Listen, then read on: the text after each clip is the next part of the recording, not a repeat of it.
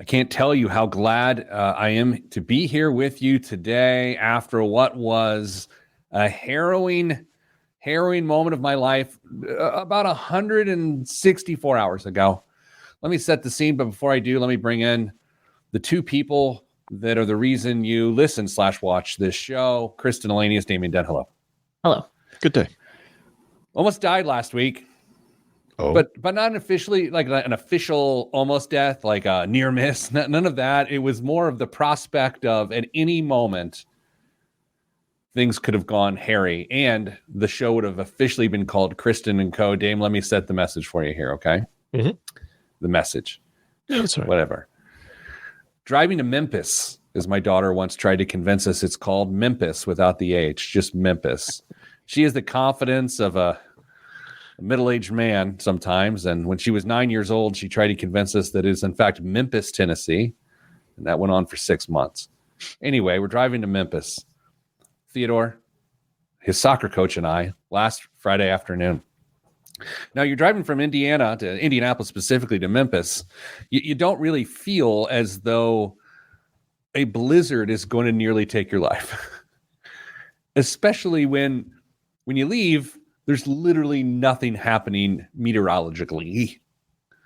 So you get on the drive, you make it to Effingham, Illinois, and you see, well, you don't see the giant cross that's in Effingham, Illinois, because it's whiteout conditions. Somehow, some way, I don't know what a squall is, although I think it could be a small chicken. There is a squall. Dame, there is a massive, massive amount of snow that just happened. Like bad B-movie dump fake snow onto a scene, and it's such a ridiculous amount, Dame, that it's unbelievable in nature. Are you tracking so far? Yeah, I am very intrigued. So we take the left, if you will, head south in Effingham to, I think you're on 57, heading towards Memphis. And it gets worse and worse and worse. It's now down to one lane. There's probably 5 inches of depth of snow. There's no salt trucks, no anything, blowing wind, whiteout conditions. Dame, for about 4 hours, we saw at least 60 slide-offs. Wow. 2 cars in front of me, dare I say a sandwich for you. I saw a person lose the back end and go head into the retaining wall, popping out their airbags and then spilling their door open, and the person's like this. Then on the other side, you see a semi come down through the median, through the ditch, save it by keeping it in the lane, but then jackknifing against a rock wall and the ditch, therefore making passing north impossible. So this is going on for hours and hours, and I'm just trying to get to Memphis, right? Why? So 11-year-old boys can kick a soccer ball against each other. And we made it. And I'm here with you today. Hello. At what point did you say Memphis can wait? Amazing question. Fair question. It wasn't an option, Dame. You couldn't pull over to the shoulder, or because there was no shoulder and you would get hit. You couldn't go off an exit because you're in the middle of nowhere. Like, it was just getting worse and worse. You just had to get through it. And the weird thing was, this is a giant tournament in Memphis where a lot of people from both Indiana and Illinois and Missouri and all these different places are going to. As you get there on Friday night into Saturday morning, literally every single person is telling the same story because it all sort of happened to everyone. And then the crazy thing was, you were starting to figure out the timeline of the storm. Oh, I was there 30 minutes before you, or I was there 30 minutes after you. It was wild, but I'm alive. May I also say, I mentioned on the show possibly last week, I ended up getting a different car. Yes. Yeah. Yes. It's all-wheel drive. Oh. It's all-wheel drive. And that's where I felt the Lord smiled on my household. It's a great financial decision, Peter. Probably not. You know how I know you don't mean that? because you called me Peter. Peter. Yeah. No, I was speaking for the Lord. Kristen, how's your life? It's good. A little busy, but we're doing well. How, is social energy on a scale of 1 to 10, where is it right now? Very depleted because I hosted a party last weekend. So this is more of like a recovery weekend. Last weekend? Yeah. That must have been a heck of a party for it to deplete you for a week. Was it Memphis?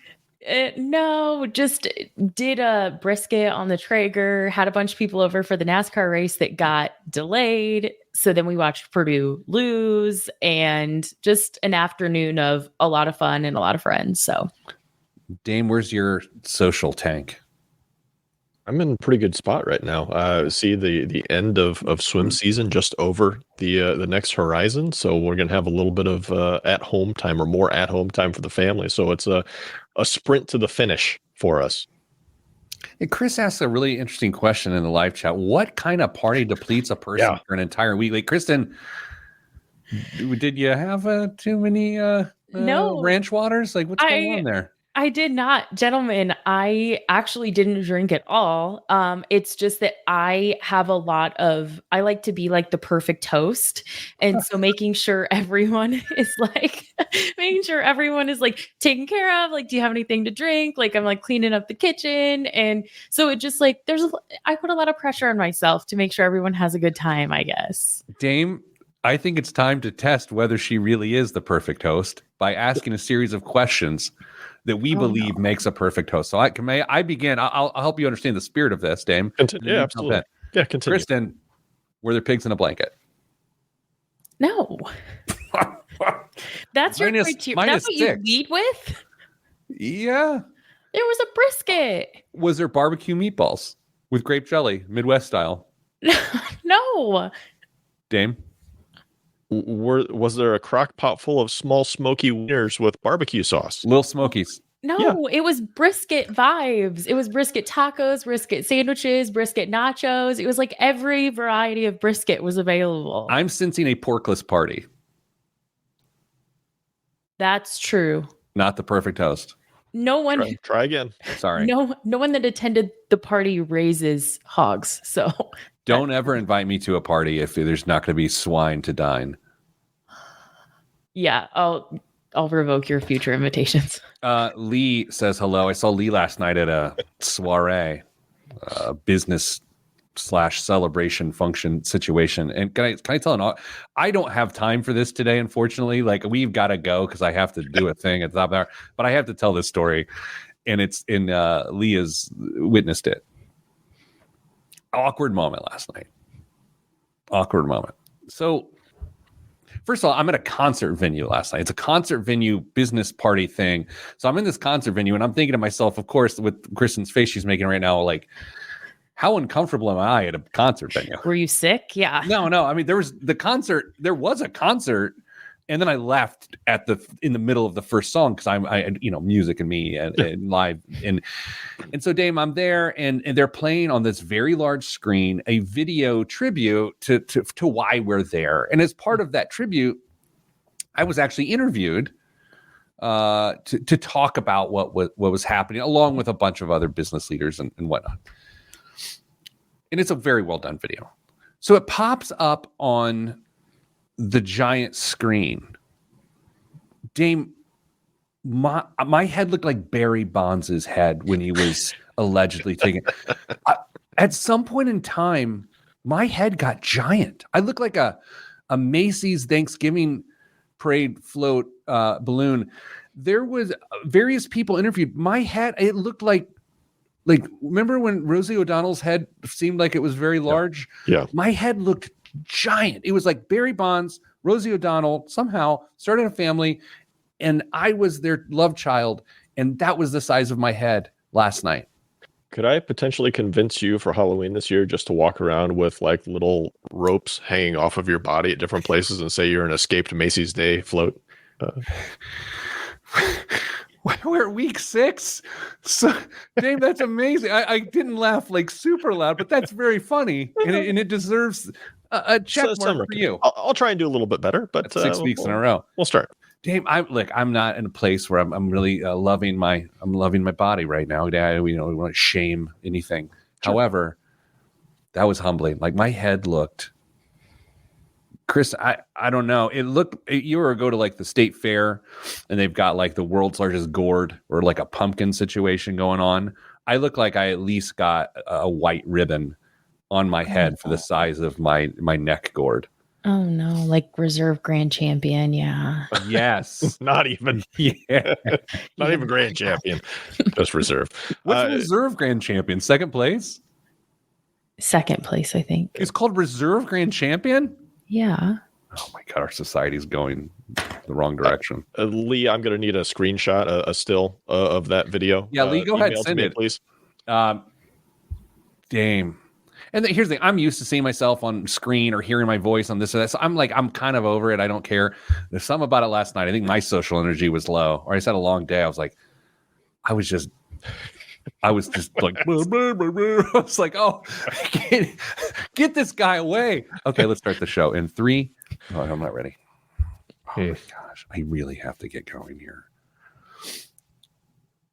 Kristen arranged an interview with a person I have to interview at the top of the hour, so we got to get. All right. 3, 2, 1.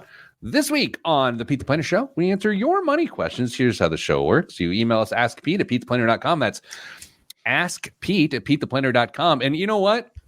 As of like 3 weeks ago, I'm actually checking that email. It's not to say that email hadn't been checked. It's just I hadn't personally been checking that email.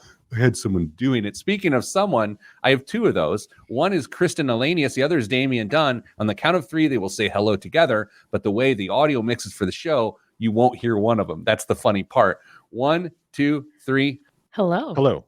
Oh, Dame delayed. Hi, guys.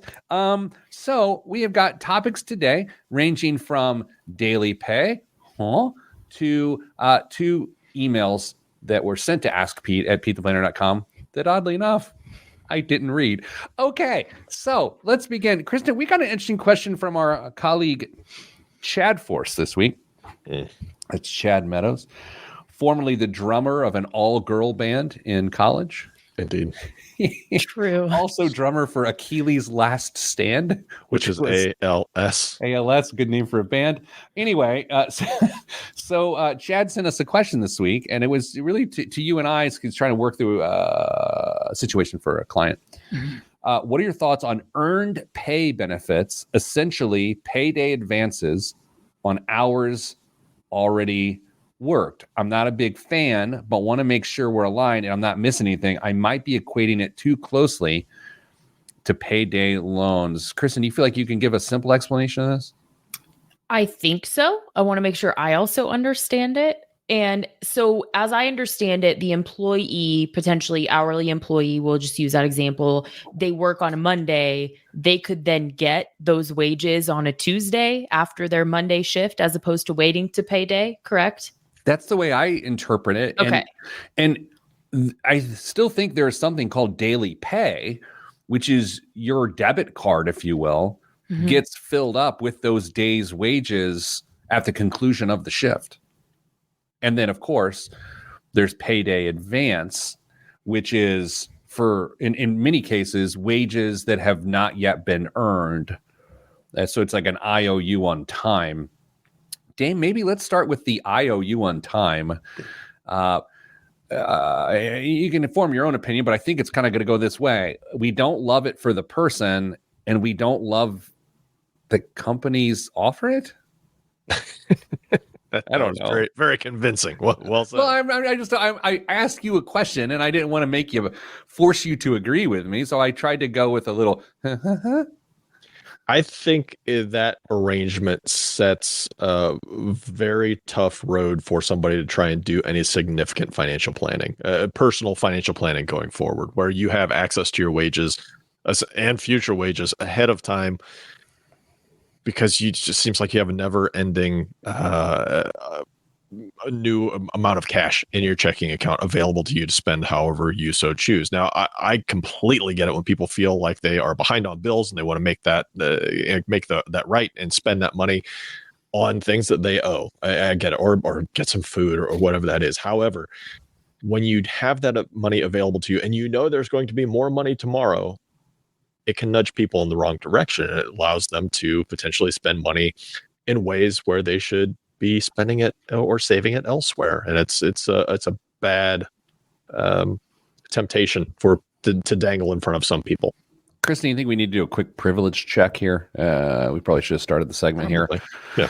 Yeah, We're going to be talking about folks that are paycheck to paycheck, that have some cash flow issues, and theoretically, I guess Kristen would have lower wages, Yeah, I think hourly wages. And so since none of the three of us are in that situation, we want to talk about this observationally and not judgmentally. Is that a reasonable disclaimer?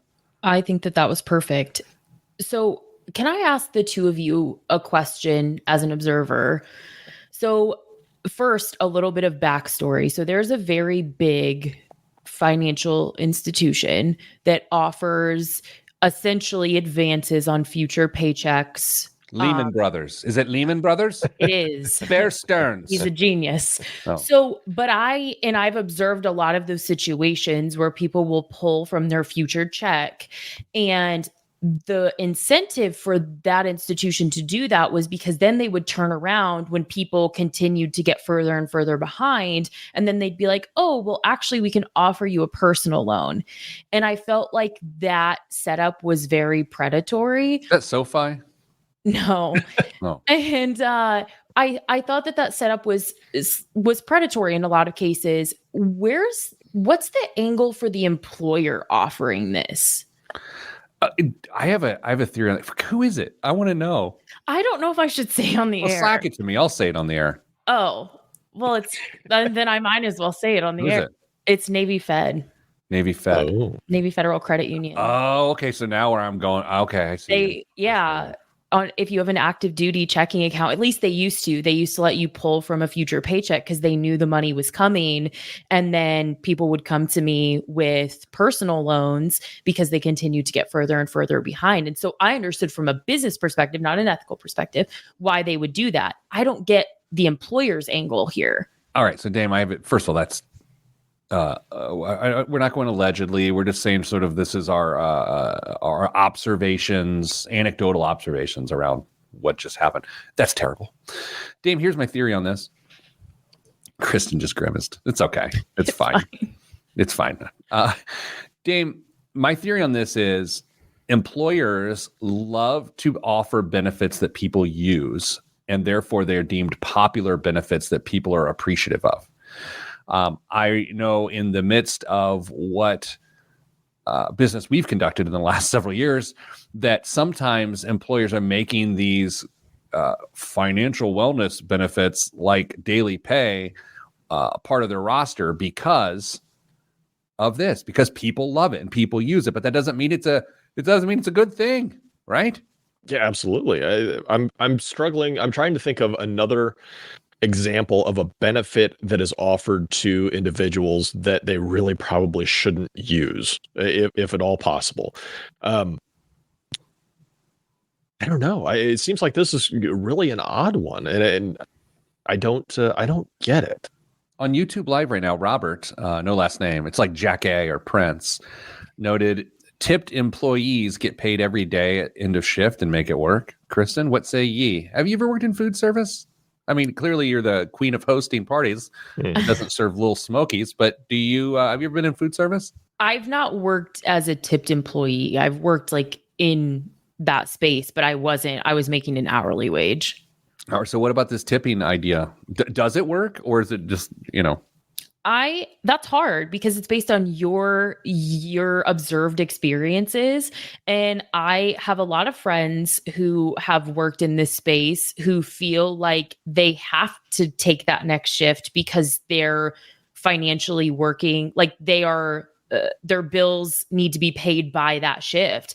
And I don't know, could just be my anecdotal experience, but I think that saying that people make it work, maybe some people do, maybe some people don't. I fell down a TikTok hole one evening and and watched somebody who is a server budget their month. It was a week actually, based off of the tips they received and what bills needed to be paid. It was really kind of fascinating to watch them go through and try and plan out their life based on the money they did or didn't earn because the expenses didn't change. So with less than a minute left and the fact that we've not answered the question is, what do we think about when a person has earned the wage and to have it pay out? I don't think it's the greatest thing in the world, but I also don't, you're not borrowing against anything. It's more of just a cash flow budgeting issue. So do you have a massive issue with it, despite it not being our preference? Does anyone have like a no way? No. Okay. So probably not the best way to do it, but also not the worst thing. What I would want is it to not become a pattern. And what I think the three of us know is it will absolutely become a pattern. And that's why we have some pause. And with pause, let's pause the show. We'll be back in just a bit. Taking your questions. Ask Pete at PeteThePlanner.com. I think I've ever done an outro with .com. All right. Which one are we doing? Which one are we doing first here? You want to do the Ian? Yeah, old friend Ian. Let's bring him back. Let's hit it now because I talked too much early. 3, go ahead. 2, 1. Back on the Pete the Planner show, Dame. Pete? Okay. We get questions from time to time, emailed at askpete at PeteThePlanner.com. And here is one from our old friend Ian in Chicago. Greetings, Kristen and co. Hello again. And I hope 2024 is treating y'all well. Time out. Granted? Not born in Chicago, is he? No. Said y'all. Yeah. I have a bit of a money question that I've been considering this past week that I thought might make good for a good conversation on the show.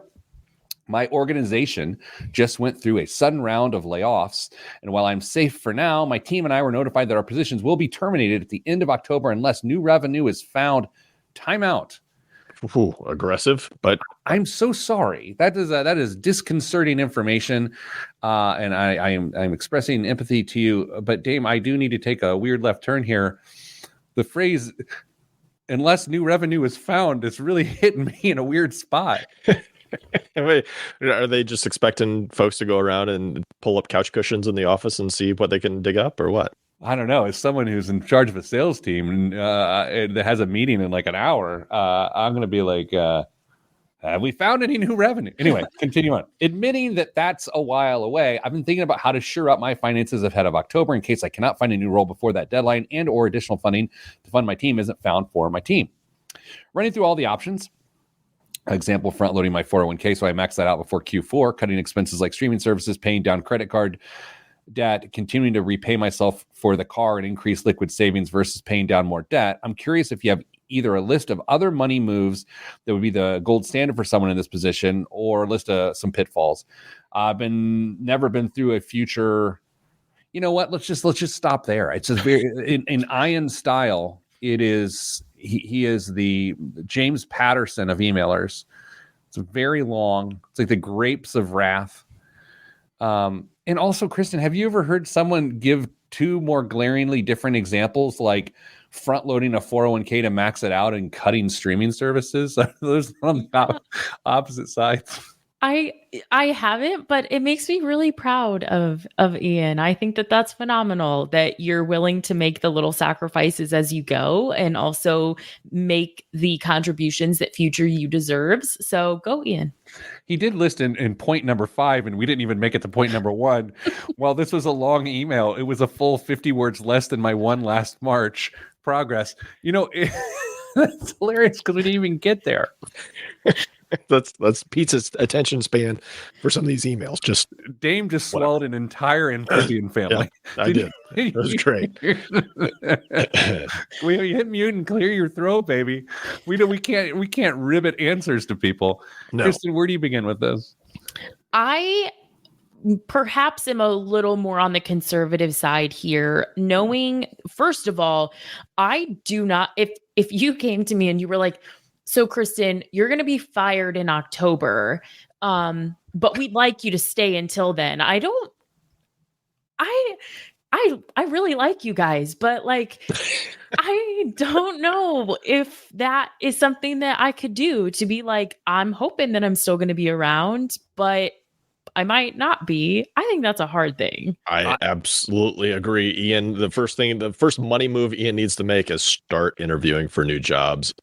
immediately. I'd say budget for thick resume paper. Yeah. You were back in the early 2000s, which is the last time I think I interviewed for anything other than random things. I had such nice resume paper that it had a thick watermark to it that you couldn't even see my bad qualifications because the watermark to the paper was so defined. And I was like, wow, what do people still do that? Or I guess there's PDFs now, right? Yeah. I think there's technology now. Yeah. 1,000% start looking for a gig, right? Yeah. I don't know how that's not the answer. And maybe he is. Maybe it's already going down, but I don't know what the second answer would be, honestly. I just start looking. Okay. Hey, help me with this. He's talking about front loading the 401k, which I appreciate. And of course, I didn't make it far enough in his email to know if he had a cash position. Does he have a cash position? Yeah. Yes. I was going to say just stack cash. Yeah. Instead of front loading the 401k. How much cash did he say he had? 7 in an emergency fund and 10 in a CD. More cash. Yeah, more cash. Yeah, because the reality is that if Ian decides to stay around and they can find more revenue, or if Ian goes to a different job, you can always be more aggressive with those 401k contributions toward the end of the year. But if we lose income, we lose our ability to stash cash. And I don't know. I think at one point we knew how much money it took to sustain Ian's house, but I don't think that we have it in this email. So that's not helpful.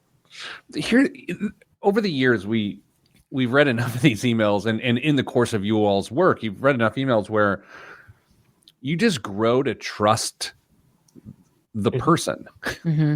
And I think in this circumstance, it is fair to say I ultimately trust Ian to make a good decision. Right? I mean, there's different ways to look at this, but I think he might be getting a little too cute with the front loading the 401k thing, given he's only got $17,000 in an emergency fund. Would your level of trust change, Pete, if Ian hears this and writes us back and says, I'm just going to stick it out. I'm not going to interview for any other jobs. I'm not going to look. I'm going to ride this ship down, or I'm going to make it through. Would your opinion of level of trust change at that point? That's an interesting question. Are you saying that I wouldn't trust his judgment to be realistic enough to look for a backup? Yeah. What do you have forward knowledge on this? Do you think that's the thing, or are you just playing? No, I'm just curious because as much as we know about Ian, and we know thousands of words about Ian at this point. It just strikes me as odd that he wouldn't have thought of looking for a second job at this point, or a backup job.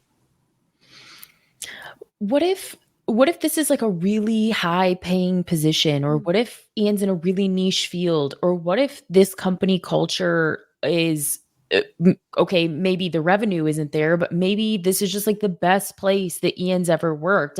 I certainly think there could be reasons beyond the financial, and October's still a long way away. I mean, maybe to start the third quarter, Ian starts looking for jobs. So I think that I do trust Ian's judgment, because I think potentially Ian's being proactive about a decision to be proactive to look for other jobs. Can we take a weird turn on this? So layoffs, I understand, and I understand they can be a harbinger for what is to come. But that advanced knowledge, how much advanced knowledge is appropriate in a circumstance like this? Is it, look, transparency is a beautiful thing, but is it? 8 months does seem like a lot of runway to warn somebody about future layoffs. He did say that they are already laying people off, and if things don't change, 8 months is going to be a line in the sand. But man, that seems like a lot could change in 8 months. This is where starts to get a little gross for me, of the CEO of a tech startup, right? I'm discussing, because it's I know things, it's interesting because if he's not on the revenue team, and by the way, who's on the revenue team? Everybody. Everyone. Everyone's on the revenue team. if he is not actually in a revenue producing position, then what's basically being said is, hey, if the sales team doesn't sell stuff, you all lose your jobs. Like that seems like a strange dynamic. Yeah, maybe a little bit. Yeah. Interesting. Ian, feel free to send real details, additional details, and I will clear out the storage on my inbox to make room for that email. There we go. All right, coming up after the break, another email question. I haven't read it yet, so it could be good, could be bad, could be the last week of our show. Who knows? I'm Pete the Planner, and this is the Pete the Planner show. Poor Ian. Ian gives us all these details, and you're like, if you'd like to give us more details, and we didn't even read Ian's details on here. He's like he's giving us details about a Subaru. I'm like, I don't the last care. time you talked to us. Oh wait, Dame just shared an image. It's my giant head at this party last night. Can we show this on the air? Hold on. We don't have time for this, but we must. We must. Okay. All right. So we're gonna show this to everyone right now that is streaming. This is the size of my head last night at this business thing. I got really bad news for you. It's the size of your head today too. Oh no. Wait, hold on. That's not it. It's not up. Okay, hold on. Everyone relax. Oh my gosh. What a hideous creature. Okay, hold on. Relax. Hold on, everybody. What? Dame, it looks, I mean, you know me super well. That's a really large head. That is bad angle or something, or lighting potentially. I mean, look at the size of that. Very shadowed on that one side. It's like Sputnik. It's like that thing landed on my head last night. Sputnik wasn't nearly that large. Beamed image. Look at the size of that melon. Is that what I look like? No. Oh my God. I mean, what? I didn't shave. I'm well prepared. Jeez. Oh my Lord. David says it's bulbous. It does look like, it looks like a lollipop you wouldn't buy your kid at Disney. That's how big it is. Wow. Oh my. Look at that. Okay. Let's be done with that. That was awful. Oh, okay. Brian says it's not that bad, but it kind of is. I believe Brian. It's so big. Okay, let's go. In 3. Oh, wait, we got to get back to, I don't know what to do. 3, 2, 1. We'll figure it out on the fly. Back on the Pete the Planner show, reading emails from people from the internets and answering them the best we might be able to. All right. Kristen, did that describe what this is? I think that felt representative of what today's show's been so far. Yeah. Is this the privilege one? Yes. Hello. Oh, wait. Dame, I was reading the email. Oh, hi. I was going to say you're in control, but you didn't seem like you were in terrible. Hello. Control. There you go. Hello. Try again. Yeah. What? First, let me acknowledge this question comes from a place of privilege. I do like when people check their privilege at the door. I didn't even call a timeout there. I'm sorry. I feel like we're currently checking off all of the boxes. Saving in 401k, saving in 529s for our 2 kids, maxing out Roth IRAs, low rate 15-year mortgage, no car payments, maxing out HSA. Man, I kind of wish this person was single because this is attractive.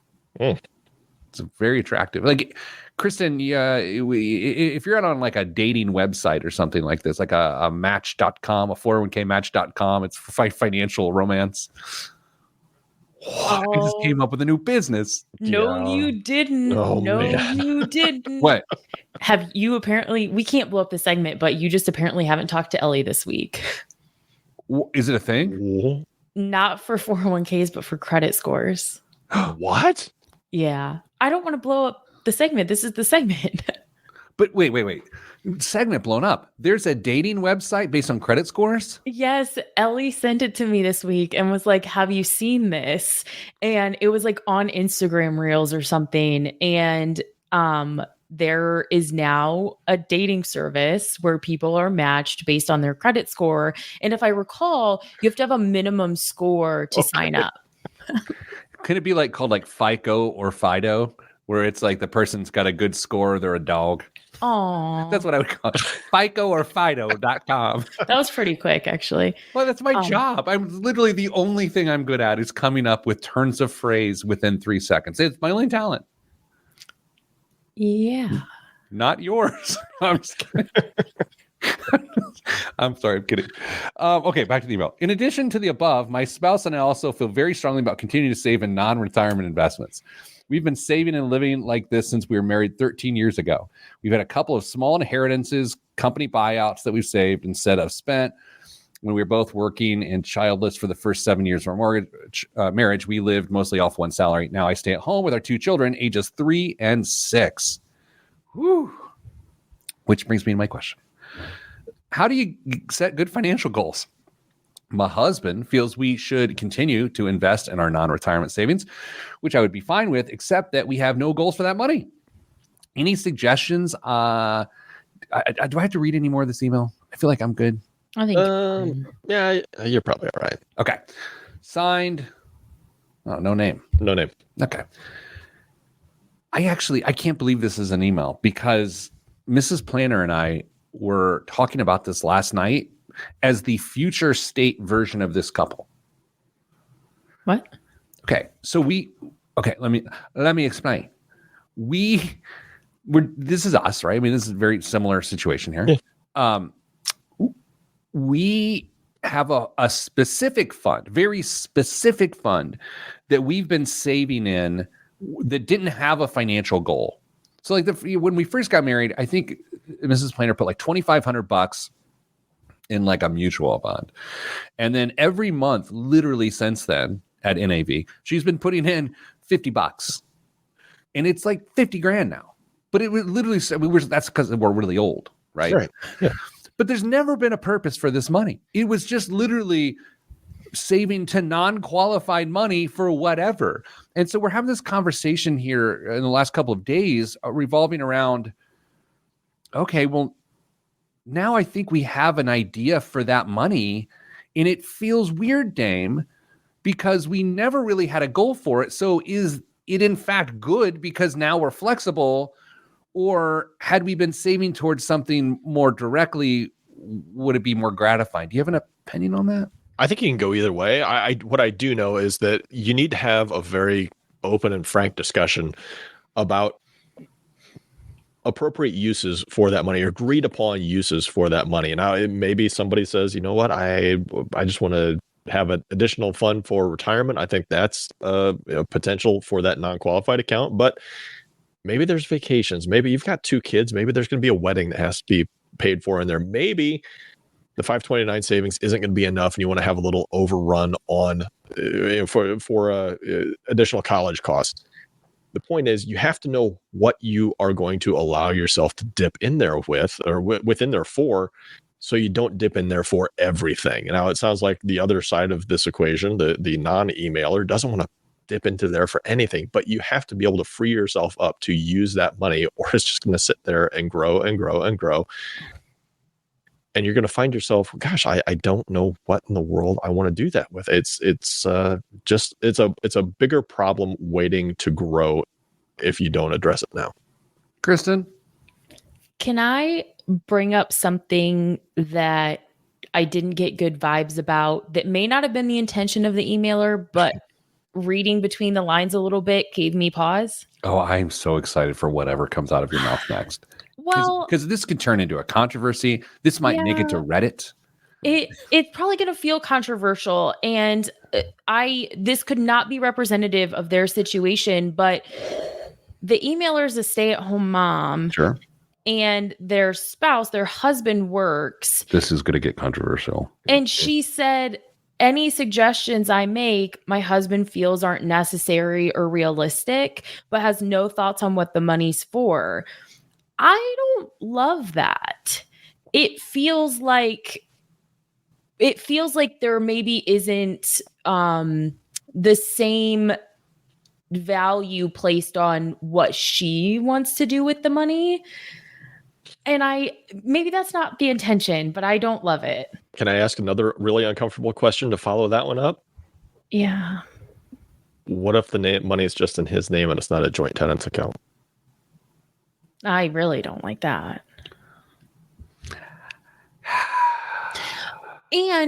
And also because of the things that she mentions, vacations, babysitting, eating out, like those feel like things that would improve more of potentially her like social battery, being a stay-at-home mom. And again, I could be totally off base here reading into something that's not there, but I don't love that. Man, I don't know what to say. Interesting. Here's the thing. That could both be the case and it could also not be the case. Absolutely. Right? So this isn't like a aha. This is more of like, this could be. Again, I also view this is me 10 years ago, by the way. I mean, I am part of this email 10 years ago. So it is interesting. Saving towards nothing does sort of save towards something as long as you have the wherewithal to identify that maybe we need to put this towards something. And I'm not trying to add mystery to my situation. Dame, I was talking to one of our board members, a friend of mine yesterday, and he said, I've got 3 summers left with the kid in the house. Mm-hmm. He's like, that is 3 summers of family vacations left. Then we will never have those family vacations the way they are again. And he goes, I am assigning a great value to that. And I got done with that conversation. I was like, holy cow, I never thought of that. Yeah. In those terms. And so that's why I went back to Mrs. Planner. I was just like, this chunk of money that we always just sort of laugh and open the statement and think, wow, it's interesting how over 24 years money can grow with $50 deposits. You wonder if that like starts to take on a different purpose to like satisfy experiences that can no longer exist after a certain time frame. So, I don't know. I've overshared. I'm not going on a $50,000 vacation, everyone. Calm down. How about 3 $15,000 vacations? Now you're talking. All right. Coming up after the break, biggest waste of money of the week and the news right here on the Pete the Planner Show. I'm Pete the Planner. It was 4 additional seconds of Johnny Cougar for them right there. Kristen,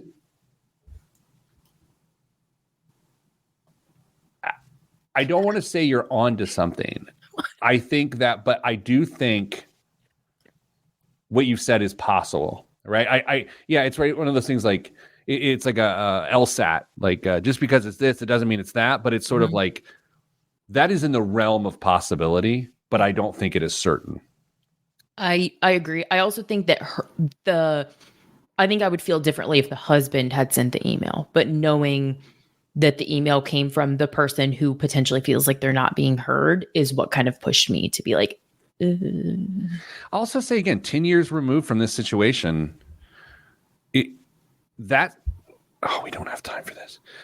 That evolves to different conversations. Like you get into the default parent conversation and like, what is that? What does it mean? What are the implications?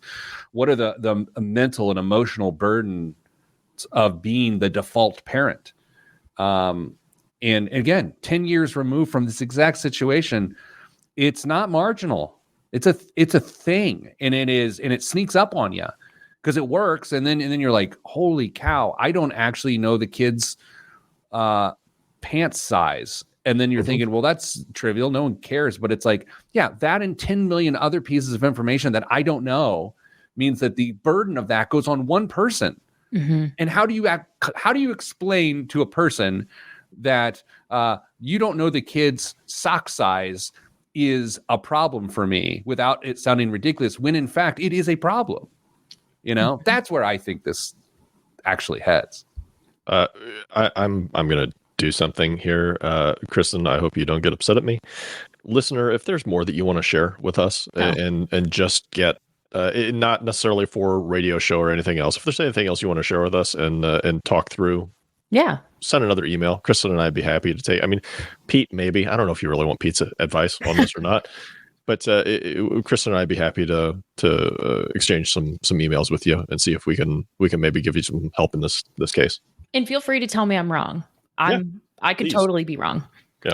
I don't think anyone actually wants my advice at this point. I'm okay with that. Yeah. And then they shouldn't seek it. That's not like woe is me. That is like seek better sources. Okay. Let me see if I can. Well, man, where'd my emails go? Oh, biggest waste of money a week went away. Here it is. Okay. Sorry, everybody. In 3, 2, 1. This week's biggest waste of money of the week right here on the Pete the Planner show is... Oh, that's not it. Oh, here it is. The Nike Zoom pickleball shoe. Oh my God. Whether you're digging, dinking, or trying to barrel a ball down the line after scoring out a split set, timeout. Granted. Dame, a pickleball fella? I haven't played pickleball since high school in gym class. Time out on a timeout. Double timeout. Kristen, What? there's no way pickleball existed in the 1990s. That's what I was thinking. Dame, Sure. are you a liar? No. I am not. No way. Yeah. I can put you in touch with somebody that I graduated with in Indianapolis. They're that still can living? confirm. Yeah, they're still living. Yeah, believe it or not. Okay, Kristen, can you Google, do you have the ability to quickly Google something? When was pickleball invented? Yeah, of course I can. Keep reading. the copy. Andrea backs me up there, by the way, in our stream from our live listeners. 1965. What? There weren't even pickles in 1965. And if they were, they weren't shaped in ball form. Anyway, the question is, Dame, digging, dinking, and trying to barrel a ball. What in the world are these words? I don't remember all of them. We were just teenagers trying to hit that thing as hard as we could and make welts on the people we were playing against. That I appreciate. An air zoom unit helps keep you fresh when in the middle of a long rally or volley at the net. Ideal for getting to untouchable shots both near and far. How much are Nike pickleball shoes? Kristen. $173. Jeez. I'm going to go with 135. $120.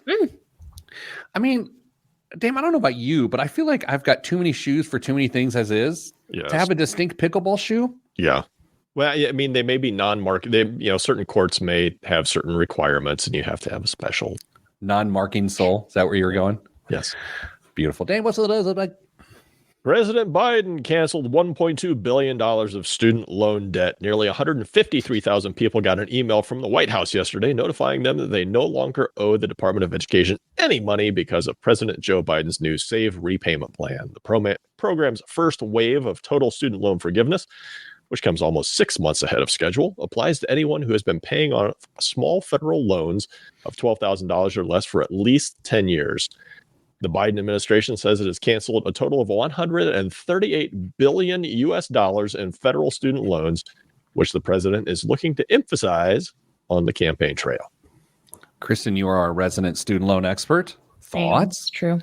So this is, I think, Pete, you actually were the one who said it. Back in, was that October-ish, the fall of 2022, when we heard about student loan forgiveness en masse, you said, I actually think that the changes to repayment might be the real news here, I think is what you said, or something to that effect. And you nailed it. You're exactly right. And so what we saw is student loan forgiveness for borrowers who, the blanket rule is if you owed less than $12,000, that you only had to pay for 10 years. So those enrolled in the new repayment plan saw student loan forgiveness, or will see student loan forgiveness. Dame, the funny thing about Kristen saying I was right is actually the most on-brand thing about me is that I don't actually remember saying that, which that in itself is why I will take credit for anything that I'm given credit for, especially when I don't remember. Dame, we ask this question every time we do a story like this. Is this more about the headlines or is this more about forgiveness? Yes. I mean, as soon as you could answer why the email had to come from the White House on a Department of Education thing, I think you'll figure out what. That's actually a fair point. And again, I want the student loans forgiven. That's the weird thing. But to Dame's point, the press release came from the White House. I don't know. I'm sure the White House had its own press release, but the notification to the student or the borrower came from the White House. I would also like to point, criticizing one side of the issue doesn't mean you love the other side of the issue. It's just actual, honest criticism of an issue. Yeah, they're politicizing something even more than it already is. Well, are we politicizing it by saying that they're politicizing it? I'm doing it in an appropriate way. Inappropriate? No, inappropriate. What else is in the news? Things travelers must navigate in 2024. The snow squalls south of Effingham. Snow squalls in Effingham. No, Doors blowing off planes. Pilots on mushrooms. That was a real story. That was at the end of 2023. I had to read about it. Yikes. And now higher bag fees. Sure, the first two seem a little bit more potentially fatal, but American Airlines announced it's raising the cost to check your bag from $30 to $35 if booked online and $40 at the airport. The announcement came shortly after JetBlue and Alaska Airlines made similar changes, part of an industry-wide effort to juice bag prices to offset higher costs for fuel and labor. A report this week found that global bag fee revenue was more than X billions of dollars. Pete, guessing game time. How many dollars were raised for baggage fees last year? $3 billion. Christy. More than that. $33 billion last year from baggage fees alone, up 15% from 2022 for the first time, higher than pre-pandemic levels. And yet, as much as airlines might make off losing your golf clubs on the way to a bachelor party in Scottsdale, baggage fees account for only 4.1% of global airline revenue. Can we go back to the mushroom story real quick? Yeah. Pilot Jeremy, who, friend of the show, you think he's a fun guy? He has been noticeably absent. I caught what you were doing there, but he has been noticeably absent. Wait.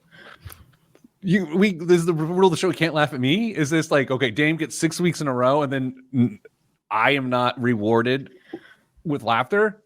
I'd laugh at things that probably don't necessarily require an out loud laugh. I just decided to ignore that one. The dumbest part about this whole streak that you've got going on is it's only me laughing because Kristen silent laughs. She just makes a face and leans back. She goes, how dare you assume that our listeners don't laugh? I know they don't laugh. Dame, so do you think baggage fees are sort of the overdraft protection of the flying world? Yeah, additional revenue generation. I mean, it's horrible because if they really wanted to, all they had to do is just boost the price of tickets, but nobody wants to do that. They want to be as cheap as they can up front and then gouge you with additional fees and whatever after the fact.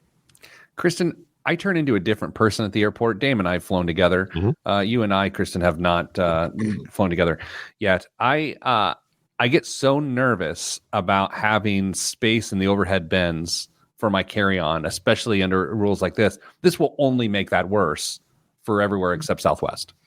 Yeah, and nothing makes me more frustrated than when there is a baggage fee, but then you get on the plane and they say there's not room for your bags, so they have to check them for you. And I'm like, you made me haul this through security. You made me do all of this with this bag, and you were just going to take it from me anyway. That is so annoying. Wow. Sounds like a Yelp review. Should be. Dame, what else is in the news? With markets rising, consumer confidence holding up, and a wave of companies enforcing return to office mandates for many Americans, seems like the perfect time to finally hang up their hats. Indeed, the U.S. recorded 2.7 million more retirees in December than were predicted in models from economists at the St. Louis Federal Reserve, as reported by Bloomberg. Are you surprised by this? This is the silver tsunami, Pete. Silver. A little surprised. I would love to read that paper. I'd love to dig into the data there. I can send it to you. I just wanted to make sure we had time to discuss if we wanted to. Kristen, what do you think? 2.7 million more people just threw their hands in the air and waved them like they didn't care, so they could go play pickleball and hit some barrel shots down the line. I'm excited for them, but makes me a little nervous when I think about what we know about retirement readiness statistics. Yeah, Dame, that's where I go too. Isn't that you read that and you've got to go, uh-oh, there's going to be some reverse. Yeah, one of the things that they cited was the fact that 401k balances were at very, very high levels, and we all know how that works out with sequence of returns. Mm-hmm. Let's do this. Let's part for 167 hours. Thank you for listening to the show. We really appreciate it. I'm sending good vibes because good vibes are all that's in the budget. I'm Pete the Planner. Have a pleasant week. How was that? I don't do it again. I feel gross. I'm gonna have to do it again. Shower at the office. What the hell was that? Okay, I do have to go. Kristen, Pete. really the queen of hosting parties? I think I do a pretty good job. Do you make the drinks for people, or do people make their own drinks? Very few people that I am friends with don't drink drinks that aren't in a 12-ounce can. It's a Busch Light. Yeah, it's Here we go. Do you run the music? Are you running the aux cord, so to speak? So this weekend I would if it was like outside, but this weekend was the Purdue and then the IU game, and then there was another game after that, I think. So it was just TV. 7-layer nacho dip? Someone did bring like a taco, beef dip. Dame, any other questions on whether she really is the best host? I am. Do people leave with like a takeaway bag, like a little like a gift bag for children at a birthday party? No, but I tried to send them home with leftovers. No leftover pork. Any cookies? What kind of desserts did we have? Mini cupcakes and cookies. And like a brownie dip with animal crackers and pretzels. Animal crackers and pretzels and a brownie dip? Mm-hmm. That sounds fun. It was delicious. She also eats cottage cheese with Doritos. Okay. When you wake up at 5 a.m. to start the brisket for everyone, you get to be the best host. So I wake up at 5 a.m. to read the New York Times every day. Doesn't make me Peter Jennings. We live different lives, man. Okay, so before we go, Kristen, you're flying somewhere soon? Are you going with Jeej to the thing? Yeah, Tuesday. When is that? Tuesday? Okay. I won't be here for just the next you and me. Yeah, just you and me next week, Pete. For 2 weeks. Oh man. I will be on a plane next week, and then I'm on PTO the following. All right. Well, Dame, you're only going to have to make one person laugh for the next 2 weeks. Just me. So congrats on week 6. So I must go. For the rest of you, stay getting money.